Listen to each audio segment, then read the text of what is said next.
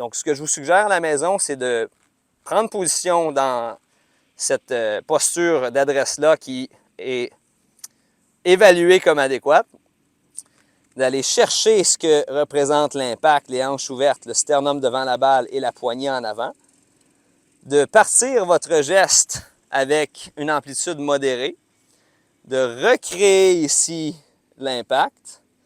On revient en haut, je recrée l'impact, je reviens à mon adresse et je frappe un coup à amplitude qui est réduite. Question d'aller chercher ces ressentis-là que les meilleurs joueurs et joueuses au monde vont avoir, c'est-à-dire un qui est teinté de compression. La balle quitte la face de bâton avec un effet de rebond, comme si on sautait sur un trampoline.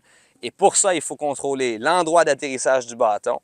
On se doit d'être en mesure de réduire l'angle du fer, le loft, d'à peu près 10 degrés. C'est la moyenne chez les meilleurs au monde.